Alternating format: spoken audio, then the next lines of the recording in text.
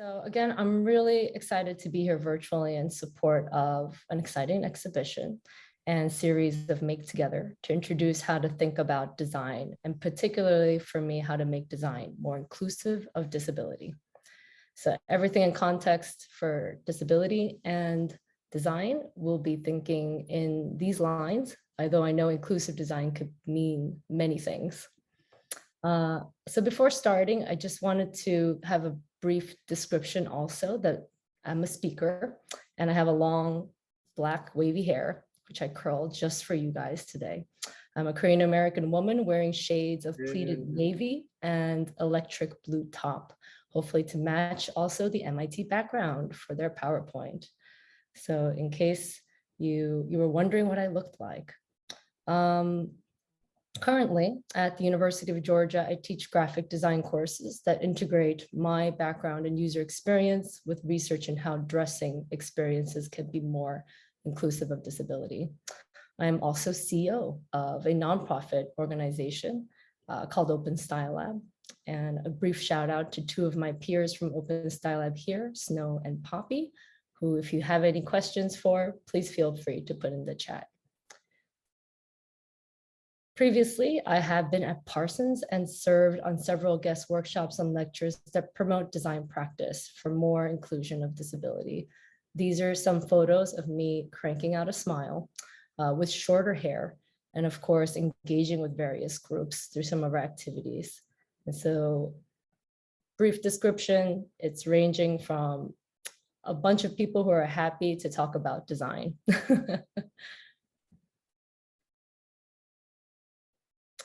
Open Style Lab, I think, is another topic. And I found these pictures, I dug in from a previous email where I think we were in Boston during the springtime. And this was an MIT Age event in celebration of the longevity economy. And here I am speaking at this event about like 5 years ago. And why I'm bringing this up is because Open Style Lab was founded in MIT in 2014 with early support from MIT Age Lab and Eileen Fisher. And we operated some time at the MIT IDC, the International Design Center, where I spent several summers in guest lectures for students and faculty.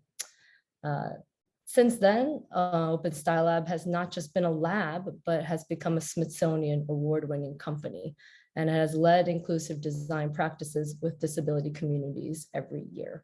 So this is a photo of myself and my two managing partners at the National Design Awards, Christina Mallon and Pinar Gubanch, having the time of our lives. But more importantly, other than us celebrating, since my last talk I had given at MIT was providing a guest lecture at the MIT PPAT course. And I wanted to touch upon this course before getting into inclusive design, hopefully so the audience kind of sees the broad range of where design and technology practices can be more inclusive. How people are perceived, and how and why we need to make assistive technology more beautiful was some of the things that I had introduced in that course. And most importantly, because A, it creates value for others and proves design really drives value. 2, it increases competency for longer use. And 3, reduces stigma by inclusive process. So why design inclusively? It accomplishes these 3. For example, you can think about the recent collaboration. I think Michael Graves and Target Michael Graves had put out with CVS on like accessible products and lines. And I think that really addresses number 2, increasing competency for longer use. Reducing stigma by inclusive process is something I will share in some of the example slides coming forward. So what happens when products and technologies are not designed inclusively? A, it's not focused on the human experience and to understand that we're not a monolith, but it's as diverse and colorful. 2, it's not need-based dominant. While it's collaborative, there are certain needs that are definitely fundamental. 3, it hasn't integrated the social model of disability, and it has medical cues. So for example, if you designed a product or technology that has a very, I guess, hospital gowns might be a great example for like the older ones long time ago. And it hasn't really integrated some of the fashion elements where it's an approachable piece of garment, it's desirable, and also it functions. Those are some examples for number 3. So while much of my work sits between fashion and disability, it holistically aims to see how design and technology can facilitate the body when participating in desired needs. So my work manifests in creating collaborations and practices that aim into making adaptive fashion or designs inclusive of disability. And to really understand, I think, inclusive design in the way I'm looking at it, I put it out into 3 categories: the body, object, and space. And so with objects, I've looked at collaborations that focused on extensions of self, such as wheelchair usage, wearables, which could be anywhere from prosthetics to even wearable technology clothes, adaptive fashion, which are clothes that are designed with and for people with disabilities.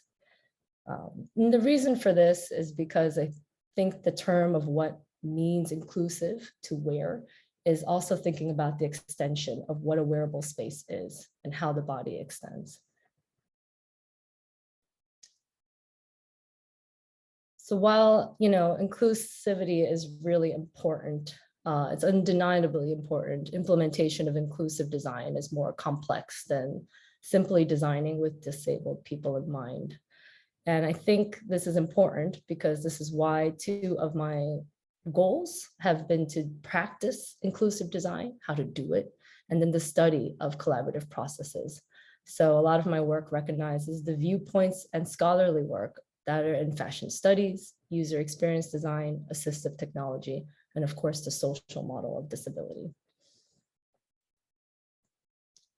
These are some examples of past scholars, which I think really exemplify, how fashion has become a vehicle for self-expression while also enabling all people or disenabling people to join social groups. There's a lot of consumer studies and articles around how brands elevate a sense of wealth and status when you wear them through apparel and accessories, therefore achieving a desired state. I won't get into too much of the academics, but here's my citation page of a few quotes that I thought was maybe relevant for some scholars here. Most importantly, I think I can't skip disability advocacy. So like I said, inclusivity is important, but it's really complex. And this is most apparent in fashion and in design, where people with disabilities are often included in the design process as an afterthought. Fashion design processes, for example, need to become more equitable because disabled people are not a monolith. So just to recognize that we are all unique individuals and we all have different needs is a long task, but it also recognizes a lot of the advocacy work and the civil rights work that I think aligns with disability studies.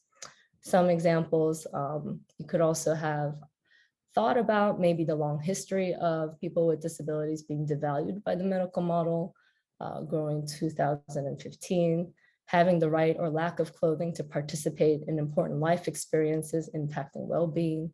These are all studies that have been there. And the point being is we should definitely integrate some more of disability studies, as well as papers or books even written by people with disabilities to really integrate a design process that's inclusive. So this is the best part, and I've left it red. How do you design inclusive of disability? I think the best thing is how do you even consider, right? Where to even begin? And the best thing to think about is really how accessibility and inclusive design both really work hand in hand to lower barriers that exclude people. But really inclusive design is process-based. So as a result, a lot of it is interdisciplinary by nature. And I think it's a critical opportunity where we can see in a broader lens on some of these points. So one, level of activity and engagement, time and duration that it takes for this activity to happen, or is your product, taking too much time to be able to use or to wear? Is there an ease of experience that you could evaluate for something that is inclusively designed or not designed with inclusion in mind? What is the social and personal perception, of the product, service, or a group activity you're thinking about in design? And is there the interdisciplinary experience that you're leveraging? So these are just 5 that I thought you could consider when designing for and with people with disabilities. And of course, people ranges of all abilities. Some examples of this in process: I have had the privilege of leading Open Style Lab's educational program since we had left MIT. And since then, we have run several ways to do collaborative workshops where we included all of those 5 activities and principles. And this ranges anywhere from Parsons on Fifth Avenue to the IDC space to a rehab center located in the Upper East Side. And these are pictures of all of our participants, as well as people who've worked with us. Other ways Open Style Lab has accomplished this is through events and brand partnerships, from Maker Fair to hosting our own design exhibition to working with Cooper Hewitt and other museums for outreach. There has been several ways that we have engaged with community on the urgency that you need to really work with people with disabilities to achieve inclusive design. Lastly, other than collaborations, we really like to have fun and to engage live. So this one is a good example of kind of a 3-day intensive workshop that we did with IKEA. And having this kind of live engagement, I think whether it's virtual or in person, has really brought us closer to different people and communities with disabilities, as well as in design. Finally, a lot of the work that Open Style Lab had accomplished prior to the pandemic and still ongoing was really thinking about how to bring more design agency and to allow spaces where people with disabilities are creatives and leaders in their own way. So therefore, how come the tools weren't designed for people with disabilities in mind? And this is a toolbox that was co-designed with young girls with disabilities from NYU Langone on looking at how to portray mood boards for their own self-body image through stencils, and of course, an adaptive sewing toolkit for them to be able to hack their own clothing that they wish to do so on their own. So this was in the summer of 2009.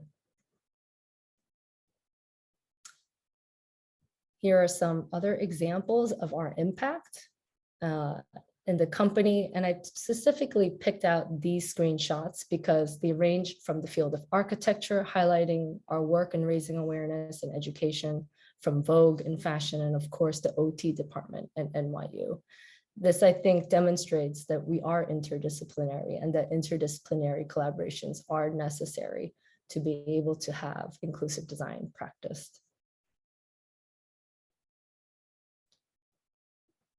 So I wanted to leave with a few thoughts. And I think the best thing that I could leave with are just some things to consider around the proliferation of design tools today and the solutions that we can think about, and some questions to leave off. So this is the first, given the proliferation of tools that we have, we have Photoshop, we have all of these other softwares, and making tools and technologies that really claim to have solutions for disability or illnesses or our health and well-being. But how can we really ensure that we challenge those assumptions together and respond in an inclusive way? Other things to consider is, major legislation. If you haven't read about the ADA, which is the American Association, the Americans with Disabilities Act, has spurred companies to make their products and service more accessible. So you've noticed maybe companies are becoming more responsive to do that quickly, especially their websites and their products. For creatives here or anyone interested in making inclusive design, consider your impact and your influence on the role of this system. Lastly, workplaces are really adapting DEI initiatives. I hear this every time, everywhere. There's diversity and inclusion workshop, there's a diversity and inclusion lecture, and there's like a another hiring role that I see on. But for us and for anyone here that are working in different practices, could you consider, are you giving space for disability leads while you're asking for those initiatives? Are you empowering and providing people with disabilities a way to participate and co-design in the process?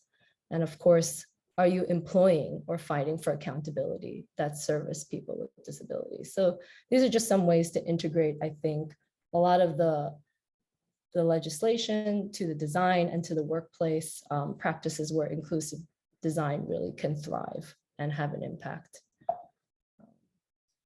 So last, I'll just leave with that. I think designing for people is giving way to the idea of designing with people instead of for people.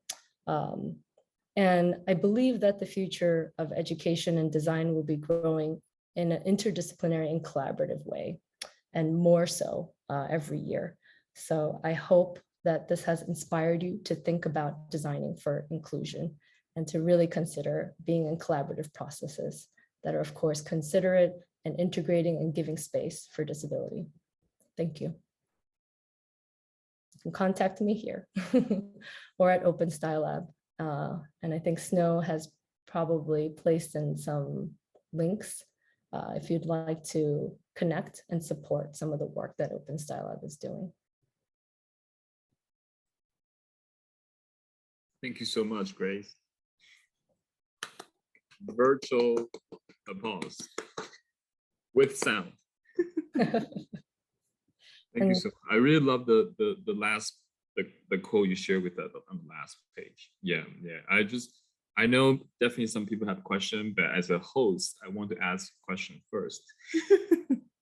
I want to know like how, because I think inclusive design, universal design, a lot of things they touch upon like the essence about like the empathy, right? I want to know how do you, because I feel like empathy is the thing, it's a skill that everyone has, but how do you like kind of like learn, practice through your daily life? Because a lot of things like most of the time as a normal people, like we take things for granted, right? We go, oh, this, yeah, it's supposed to look like that, use like that. But for people with disability or handicap, for example, how do you practice, or how do you like gain your empathy level and integrate that into your design practice? Yeah, I think that's a great question. I think the first thing is language. So I personally avoid using the word handicapped, and I usually ask the person, how do you identify yourself, and what's your name, and what do you like? do you want to hang out? I began really just joining a lot of groups that had no business with me, meaning I would go to I think it was like a cocktail soror for United Spinal, and they were talking about like sexuality and fashion. And I was like, this is awesome. I really want to just be a part and have some discussion with this group. And I think it's just natural that you will develop empathy because you are with the people that you want to talk to and to engage with. Immediately as a designer and a trained designer, I saw that, wow, there's so many opportunities to level creative experiences that really would bring more inclusion. And so doing that didn't just come overnight. It came over a lot of other drinks and friendships, and of course, marching down, I think, with the MOPD for Disability Pride Day. And, it just ended up becoming much more than I had expected, but you make some great long networks and life friends along the way. Cool. Thank you so much. I saw one question from the chat. Kat, you want to talk about it? Yeah, happy to. Hi, Grace. Nice to see you again. My first question is around adaptive fashion. So we've just had London Fashion Week, hugely successful. We had 3 adaptive shows with some beautiful designs.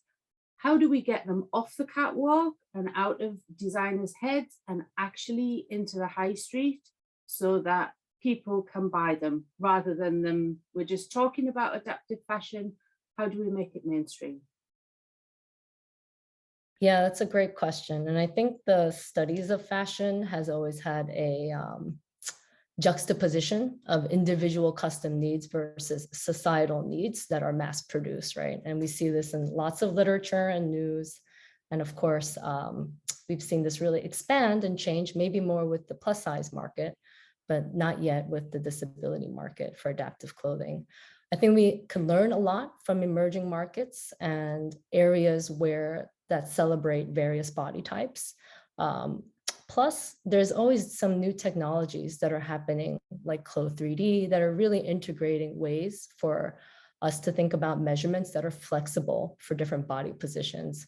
So given that, clothing is just not static, and I think people forget that. That's one thing. It moves, it bends. If your posture is in a different way, right? If you're seated and standing, it all impacts us, but it never considers, or the design never really considers, how we change as we age, and more so relevant to MIT Age Lab. But that's a huge question. And I would say the first thing is really advocate for more inclusive designers, also people with disabilities, to be hired at those fashion companies. I don't think it's going to take just one workshop on diversity and inclusion to get you a mass-produced scheme, but also a tremendous amount of patience, because this is why I chose the field of education, is that not a lot of people still know why we need adaptive clothing, or why there is a lack of accessible clothing. And every time I repeat this to a student or a random stranger, I would be a billionaire by now. And so I think it's really a lot of effort on raising awareness together. Thank you. There's a part that says like very interesting in the slide you talk about body, object, and space. Can you like re-emphasize that slide maybe? Yeah, so I wrote body, object, and space because I had heard from several friends and participants with disabilities and designers that use assistive tech, that they have said it is an extension of myself. And so if you're using a wheelchair, or if you're using a cane, or for example, for myself, I usually use a voice amplifier because I had lost my voice for half a year before a surgery. And so all of those things, really, how does that impact your sense of identity and your sense of what is wearable when it's like so close to your body, and how is that being exercised to the public and for yourself? So that's kind of the big scope of what I was getting, where there are a lot of factors, but let's just think about what wearability means in a larger existential context, or in the context of architecture, the space that we occupy.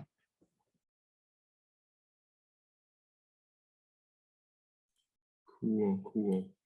And there's also one question around, like, she's interested in like knowing how can luxury brands communicate ethically with the disabled community, meaning that possible solution to only using them as a marketing strategy instead of like correctly represent them and actually including them in the final design.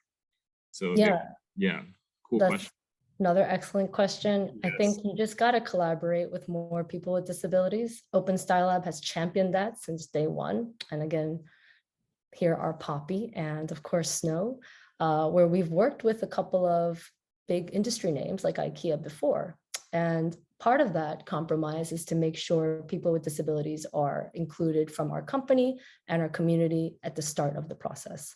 I think really having that conversation and making sure that's applicable and executed is probably, the easiest way. It's different per company. Some companies like to have a fashion event and have a runway, or others are like, we have a one-off design that's a product for one-hand use. Or, I think there are other services that are thinking about just kind of testing the market because they themselves are not sure yet.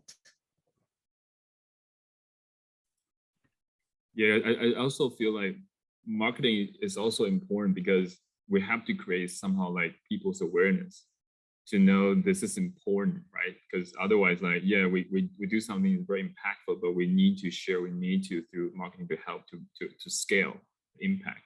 Yeah, that can another way to see market. Cool. And Wow, we have a lot of questions here. Okay, the next one is like, how would you challenge the prevalent mindset in society toward people with a disability label?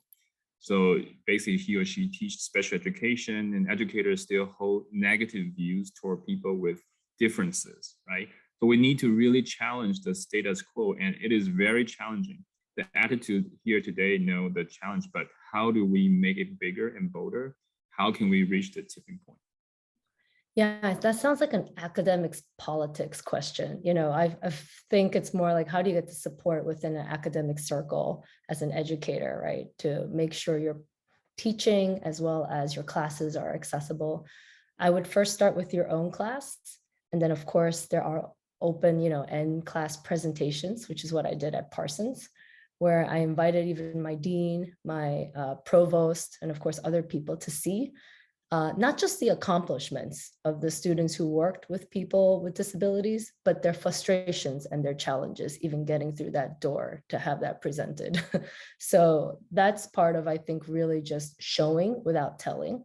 And I totally understand there's many different tiers. There's disability help services, but it doesn't apply to all. There's different types of students with disabilities that are not getting the access that they need, that the school may not support. And of course, there are schools that are just such large in number that they try, but I think it's still a learning process. Cool. I'm finding my unmute button. So another question I saw in the chat is like, who or what are the inclusive designers' greatest allies in terms of producing clothing, distributing clothing, other things after the design process? Yeah, I think that's really great. So I guess that's more of an after you design it together, what happens, right? And who's your best friend as an inclusive designer? I would definitely think that relates to the industry question. If you want to get that out to market and if you want to have it spread to more people. But industry could not just mean company, it could also mean other smaller organizations, ways to fundraise for small batches, in this case, clothing, thinking about how to ethically and sustainably think about producing it and with whom. So I know there are very talented people who know fashion and construction of clothing that are also wheelchair users. So why not integrate them with their professional practice? So I don't think it just like stops there, that we have like a collaborative multidisciplinary design and then, you just launch it to the market right away. But your best friends would be the people who will support driving that idea to a greater audience. Hopefully that helped answer that.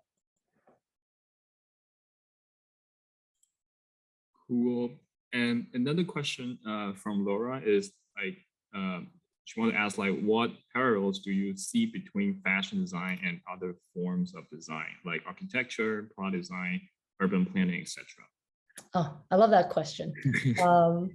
I think one is that I'm in graphic design at the University of Georgia.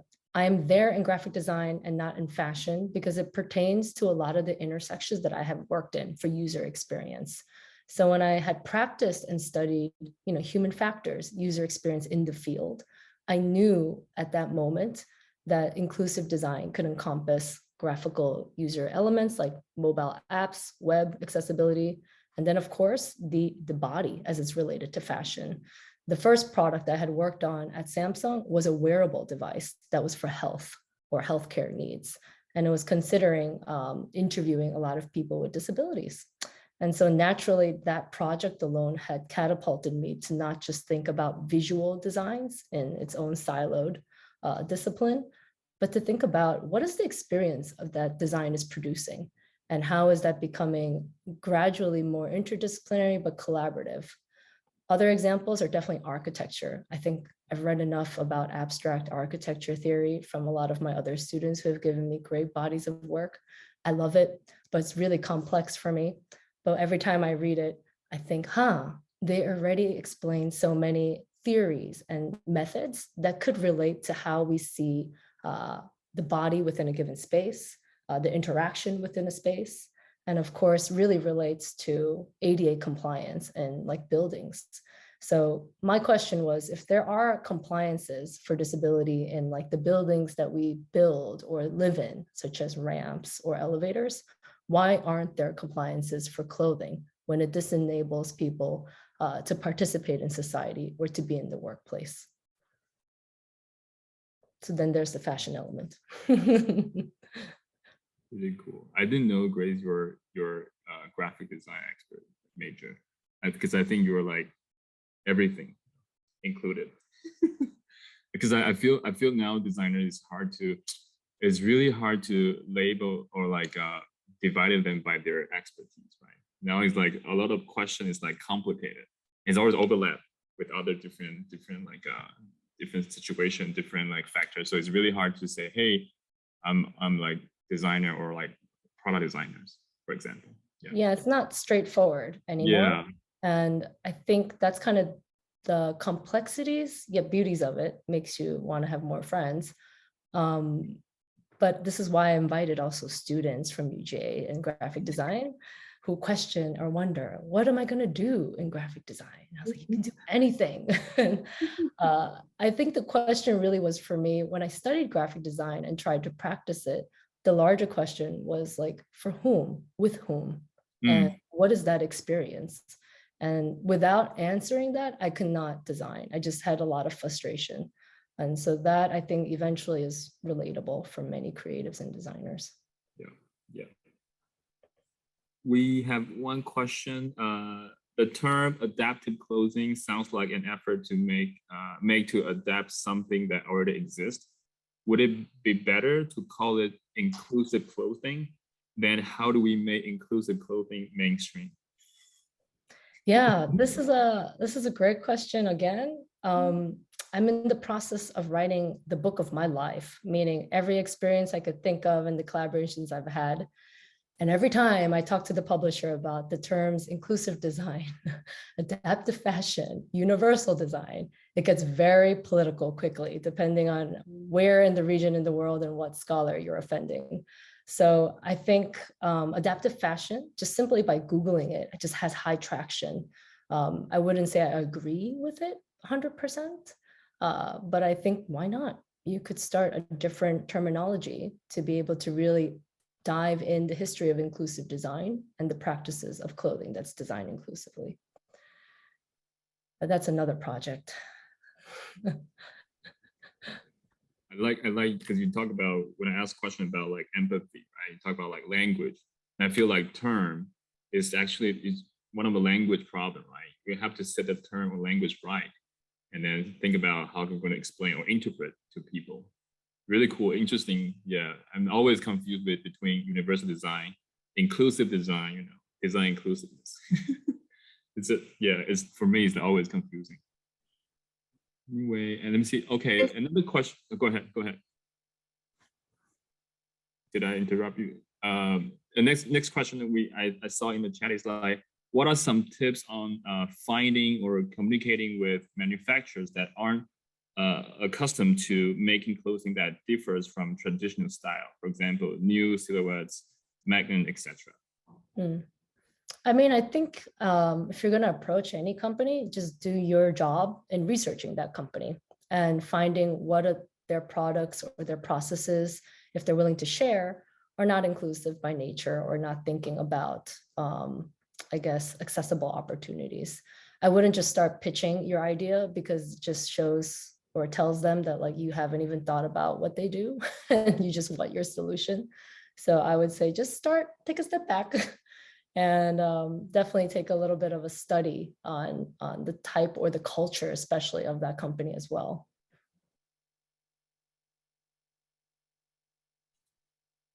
Cool. Zoe, you have any question? Zoe? Oh yeah, actually I do have. I feel like, Grace, you're kind of creating a common language, like for connecting the educational part and also professional kind of like group of people, interdisciplinary. I'm just curious, like how you like start this, because I feel like professional field is a little bit different, like from the educational field, and how you could create a like common language or bridge these two. Yeah, I think I've just experimented and I've asked. I don't have an answer for saying that we should be calling this adaptive fashion or inclusive design or universal design products. It just gets tricky when somebody wants to understand, what are you doing? And I have to explain to them what I'm doing. But I always try to leave that open to whoever I'm working with and to discuss that first. So if there's a consensus, okay. Which is why I think also I turn to my peers here in Open Style Lab, Snow and Poppy, to have a language check. But there really isn't a one size fits all. If you want to get more academic about the scholarly nature, that's left for another talk and another coffee meeting. But I think the way I've been saying it is design practice inclusive of disability and just separating everything because that's exactly what I'm focusing on. Oh yeah, I love that. The design inclusive kind of, yeah, you do some experimenting way, like the speculative design, and kind of connect it with the problem you're trying to solve. Yep. Shen, I will give hand back to you. Yeah, one question pop out in the Zoom chat, like, so he or she work as a UX designer and for software solution company in supply chain and procurement industry. So most of their team members are very enthusiastic about universal design or inclusive design. Would you be able to share any tools, techniques that they can incorporate in their design process early on, rather than just deliver the entire product and then testing for accessibility?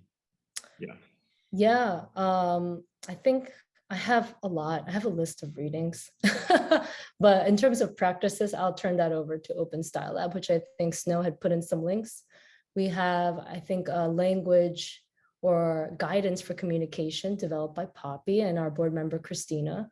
And then, of course, we have a series of journals that kind of just take apart different disciplines and perspectives on how to design with disability in mind. And so those are the resources I would recommend. And of course, buy a book from people with disabilities. So I think that's contingent to like Laura's question on who are the disabled thought leaders that influence your work.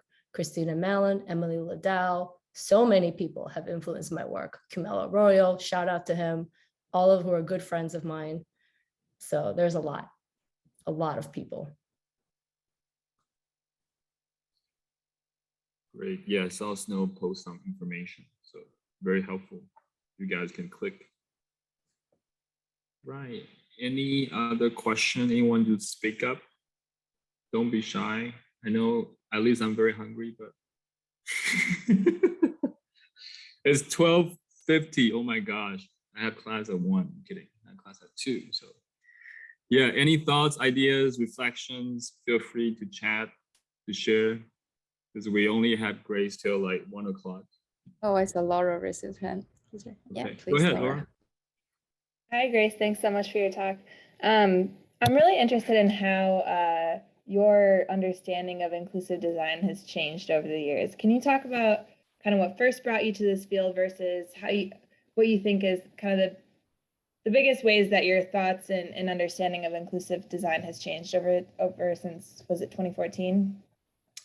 Yeah, I think if I could track back to like a decade, because I started working in a field that was like the rising of UX, right? Like UX really boomed, and then inclusion and I think inclusive processes were needed because you were doing user experience research, focus groups or not.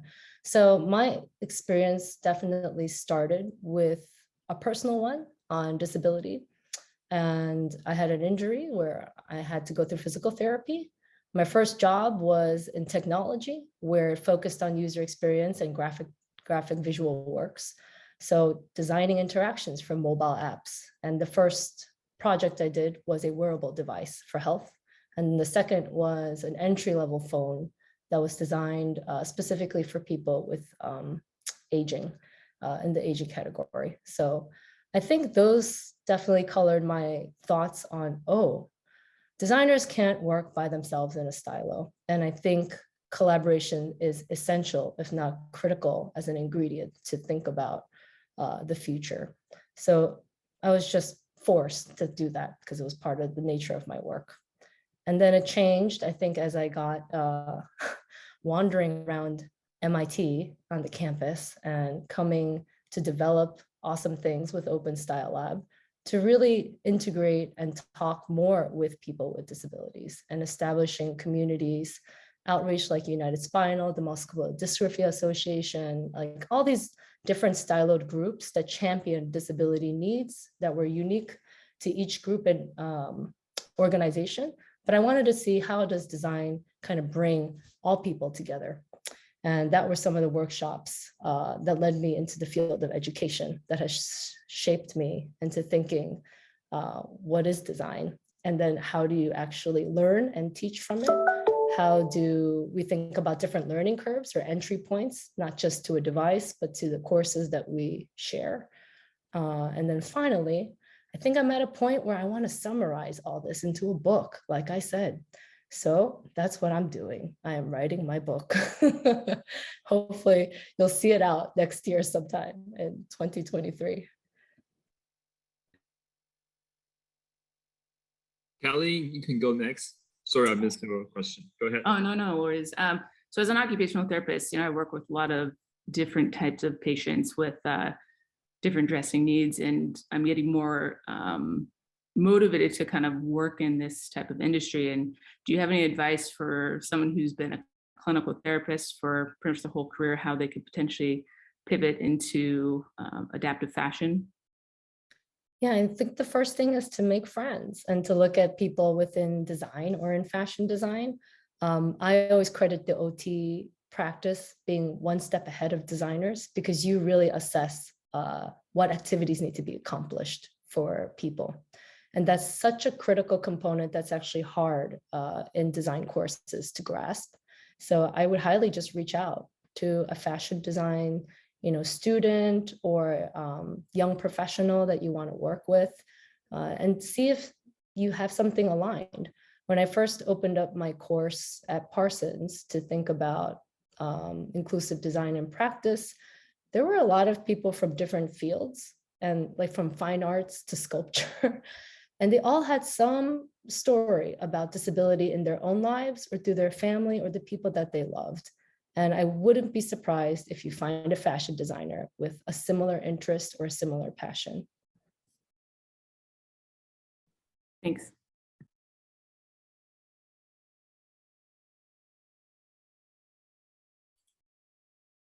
All right, it's an awkward silence now.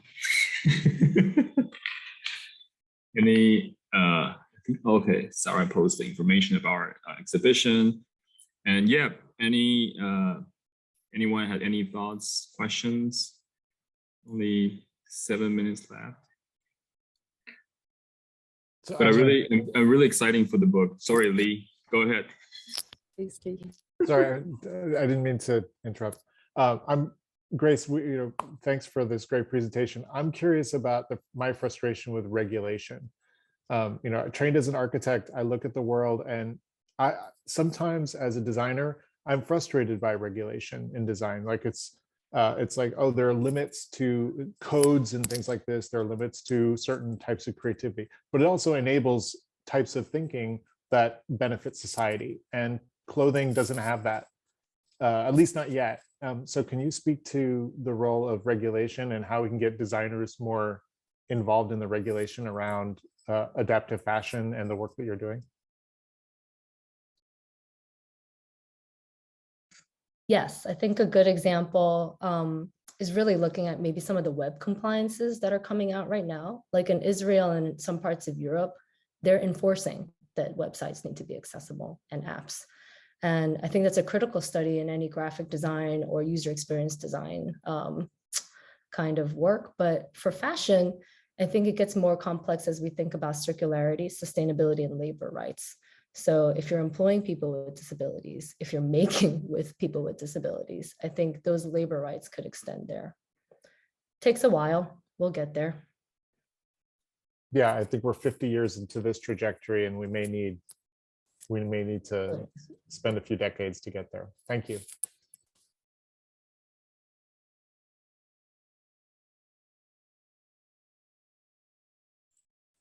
Cool. I think that's Cool. it. Everyone hungry? I am Good. hungry. I'm hungry. My last question is like, when you come back to HLab? Whenever Welcome to Julie, Parsons. Yeah. whenever Julie and Joe will have me, I'm happy to fly on over. And if there's food, I'd get there faster. Cool. Thank you so much, Grace. And thank Thank everyone to join our section. We're really happy to have everyone here. Yeah, because COVID is virtual, but also it's great to see everyone's face. So yeah, hopefully you guys can see our exhibition, and we'll keep you guys updated because we're going to have like a kind of like cocktail party in a safe way at MIT. So hopefully everyone could join us. We could see everyone's face, interact with everyone, and see the real product. Yeah. So that's it for today. And yeah, let's keep in touch. You could reach out to us through email, through linking, and through website. Yeah. So that's it. Any last thoughts from Zoe? Oh yeah, I think, yeah, really thank you, Grace, for joining us, and Shenhong for moderating really well. Yeah, I'm so happy, like, yeah, finally get the inclusive design and the open style lab and design inclusive together. Yeah, Very I hope, official closing. Sorry. I hope the recording could be shared for some people. I think they're asking, but I appreciate it. Thank you so much for having me.